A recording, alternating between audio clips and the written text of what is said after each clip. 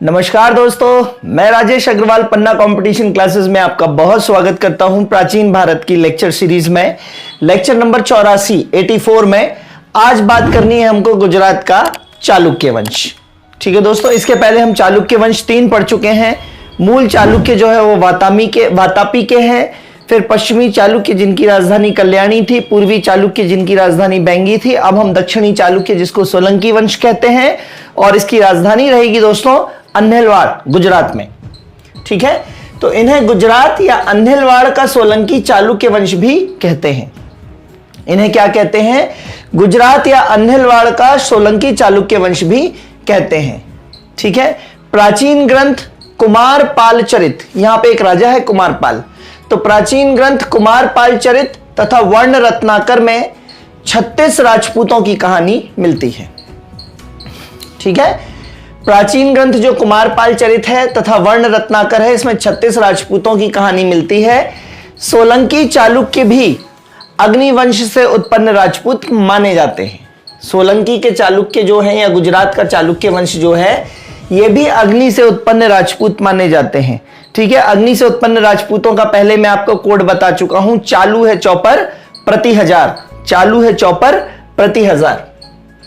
ठीक है, इन्होंने जैन धर्म को संरक्षण दिया। हालांकि ये शैव धर्म को मानते थे, लेकिन जैन धर्म को भी इन्होंने संरक्षण दिया। अब पहला शासक पढ़ते हैं इसमें, मूलराज फर्स्ट। कौन सा शासक है दोस्तों? मूलराज फर्स्ट। मूलराज फर्स्ट जो है वो संस्थापक है। शासकों का क्रम जैसे अपन पहले करते आए हुए हैं, इसमें भी करना है। ठीक है, मुभी जकुआ मुभी, शासकों का क्रम क्या है दोस्तों? मुभी जकुआ मुभी। मुंह जो है मुंह भी, जकुआ, जकुआ मतलब किसी तरीके से मुंह बना रखा है जकुआ जैसे, तो मुभी जकुआ मुभी, मुभी जकुआ मुभी। हो सकता है हर एक कोडिंग इतनी इफेक्टिव ना हो, लेकिन आप अपने लिए स्टेकिंग देती है, वो अपने लिए सहारा देती है। तो मुभी जकुआ मुभी, मुंह मतलब मूलराज, भी मतलब भीम फर्स्ट, जकुआ में जा मतलब जयसिंह सिद्धराज, फिर कु मतलब कुमारपाल, फिर आ मतलब अजयपाल, फिर मुंह से मतलब मूलराज सेकेंड और भी से मतलब भीम सेकेंड। मूलराज फर्स्ट जो है वो दोस्तों संस्थापक है और इसने गुजरात के एक बड़े भाग को जीतकर अन्हेलवाड़ को अपनी राजधानी बनाया था। ठीक है, गुजरात के एक बड़े भाग को जीतकर और अन्हेलवाड़ को इसने अपनी राजधानी बनाया है। 940 एडी में स्थापना हुई है। किसी बुक में 975 एडी भी दिया हुआ है, तो अपने को सन का इतना वो लोचा नहीं है, यहां पे इतना ध्यान नहीं रखना है। तो 940 एडी के आसपास गुजरात के चालुक्य वंश या 975 एडी के आसपास स्थापना हुई है मूलराज फर्स्ट के द्वारा, यह याद रखना है। दूसरा शासक है मुभी भीम फर्स्ट, 1022 से लेकर 1064, और इस वंश का सबसे शक्तिशाली शासक था भीम फर्स्ट। हालांकि 1025 में इसी के समय महमूद गजनबी का सोमनाथ पर आक्रमण होता है और यह सामना नहीं कर पाता है। ठीक है, तो फिर किस बात का सबसे शक्तिशाली? खैर, गजनी के जाने के बाद इसने सोमनाथ मंदिर का जीर्णोद्धार कराया था भीम फर्स्ट ने। पहले मंदिर लकड़ी तथा ईंटों का बना था। आक्रमण के पहले मंदिर काय का बना था? लकड़ी तथा ईंटों का। बाद में पत्थर का बनाया गया। बाद में कुमारपाल ने भी जीर्णोद्धार कराया, कुछ टूट फूट हुई होगी तो बाद में कुमारपाल ने भी जीर्णोद्धार कराया है सोमनाथ मंदिर का। भीम फर्स्ट के सामंत विमल शाह, ये सुपर इंपॉर्टेंट है। भीम फर्स्ट का सामंत था विमल शाह, जिसने राजस्थान के माउंट आबू पर्वत पर दिलवाड़ा का जैन मंदिर बनवाया है। सुपर इंपॉर्टेंट है। विविध में अक्सर यह प्रश्न पूछा जाता है कि माउंट आबू दिलवाड़ा में कौन सा मंदिर है, तो जैन मंदिर है, या जैन मंदिर माउंट आबू में कौन सा है? दिलवाड़ा का जैन मंदिर है। किसने बनवाया है? विमल शाह ने बनवाया है। कई किताबें लिखती हैं भीम फर्स्ट ने बनवाया है, तो भीम फर्स्ट का सामंत विमल शाह ने बनवाया है एग्जैक्टली। ठीक है, तीसरे शासक है दोस्तों जकुआ में जा, जयसिंह सिद्धराज। जयसिंह की उपाधि है दोस्तों सिद्धराज। स्क्रीनशॉट ले लीजिए दोस्तों, जल्दी से बढ़िया से स्क्रीनशॉट ले लीजिए। लेक्चर को लाइक सब्सक्राइब शेयर करिए, प्रेम करिए लेक्चर से, कोडिंग से, उसके समझने से, टाइमलाइन से, उपाधियों से, है ना, मुद्राओं से प्रेम करेंगे, इतिहास समझ में आएगा, मजा आएगा आपको। जयसिंह की उपाधि थी सिद्धराज। 1094 से 1153 सन, बिल्कुल याद नहीं करना है। इसने सिंध विजय की। ठीक है, जयसिंह सिद्धराज ने सिंध विजय की, अतः इसको सिंधुराज, सिंधुराज नहीं बोल पाते थे तो क्या बोल देते थे वो, सिद्धराज। सिंधुराज, सिंध की विजय करने के कारण सिंधुराज, और सिंधुराज नहीं बोल पाए तो क्या बोल दिया, सिद्धराज। तो सिद्धराज की उपाधि मिली है जयसिंह को। इसने चंदेल शासक यशोवर्मन को युद्ध में पराजित किया था।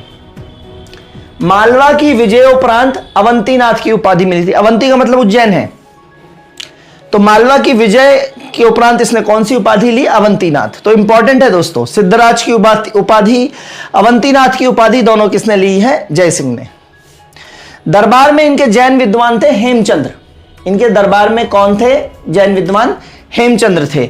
और जयसिंह के कोई पुत्र नहीं था, अतः मंत्री उदयन के लड़के वाहड़ को उत्तराधिकारी चुना इन्होंने अपना। इनका स्वयं का कोई पुत्र नहीं था, तो इनका मंत्री जो था उदयन, उनके लड़के वाहड़ को उत्तराधिकारी चुना। और सुपर इंपॉर्टेंट है, इसने आबू पर्वत पर एक मंडप बनवाया। जयसिंह ने आबू पर्वत पर एक मंडप बनवाया, ठीक है। और जहां अपने 7 पुश्तों की गजारोही मूर्तियां स्थापित की, गज में बैठे हैं इनके पूर्वज, वो मूर्तियां स्थापित करी एक मंडप के नीचे। और वो मंडप कहां स्थित है, आबू पर्वत पर। किसने बनवाया है, जयसिंह सिद्धराज ने। तो 7 पुश्तों की गजारोही मूर्तियां स्थापित की, गज पे बैठी हुई मूर्तियां स्थापित की। कहते हैं कि ये मूर्तियां पृथ्वी पर मनुष्यों की सर्वश्रेष्ठ कला है। गजारोही मूर्तियां जो जयसिंह सिद्धराज ने बनवाई है अपने 7 पुश्तों पूर्वजों की, वो मूर्तियां पृथ्वी पर उपस्थित सर्वश्रेष्ठ कला है, ऐसा कहा जाता है, ठीक है। जयसिंह के बाद कौन आ जाएगा दोस्तों, कुमारपाल। कुमारपाल देखते हैं 1153 से 1171। कुमारपाल जो है वह एक गणिका का पुत्र था। गणिका मतलब वैश्या, प्रोस्टिट्यूट, कुट्टनी। तो यह एक गणिका का पुत्र था। अर्णोराज चौहान, चौहान वंश में अर्णोराज पढ़ चुके हैं दोस्तों, ठीक है। तो है ना, बाबा शी बीबी आ अभी पृथ्वी गो, ये कोड बताया था चौहान वंश के शासकों का। बाबा सी बीबी आ, है ना, अभी पृथ्वी गो। तो अर्णोराज चौहान, विक्रम सिंह परमार तथा वल्लाल जो मालवा का था, ये विक्रम सिंह परमार परमार वंश का, अर्णोराज चौहान चौहान वंश का। तो अर्णोराज चौहान, विक्रम सिंह परमार तथा वल्लाल, मालवा ने इस पर आक्रमण किया था, कुमारपाल ने। इन सब ने तीनों में, है ना, इन तीनों ने मिलकर इस पर आक्रमण किया था और सभी को कुमारपाल ने विफल कर दिया था, ठीक है। जैन आचार्य हेमचंद्र, जो इनके दरबारी भी थे, हेमचंद्र जयसिंह के भी, इनके भी थे। जैन आचार्य हेमचंद्र ने इन्हें जैन धर्म की दीक्षा दी। इंपॉर्टेंट है, जैन आचार्य हेमचंद्र ने जैन धर्म की दीक्षा किसको दी थी, कुमारपाल को।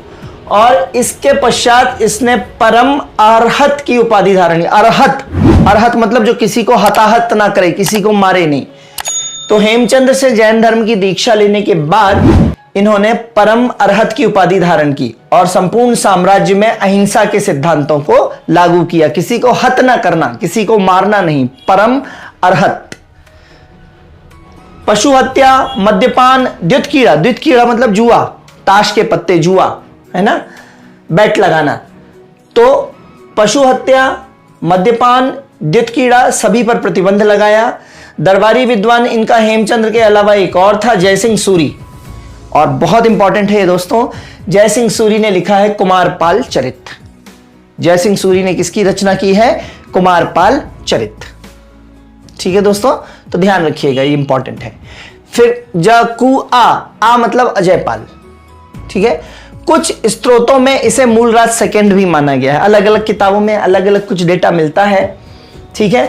हो सकता है मैंने इसके पहले के लेक्चर में कुछ इस तरीके से बताया है कि भीम फर्स्ट का ही नाम मूलराज फर्स्ट है और भीम सेकंड का ही नाम मूलराज सेकंड है, तो वो भी ठीक है। कहीं कहीं कंफ्यूजन मिलता है अलग अलग किताबों में, तो उसको आप देख लेंगे। इंपॉर्टेंस आपकी परीक्षा के लिहाज से थोड़ा सा कम है। कुछ विशेष है राजों, कुछ विशेष जगहों पे इंपॉर्टेंट है, जैसे हेमचंद इंपॉर्टेंट है, जयसिंह सूरी का कुमारपाल चरित्र इंपॉर्टेंट है, ये चीजें इंपॉर्टेंट है, ठीक है।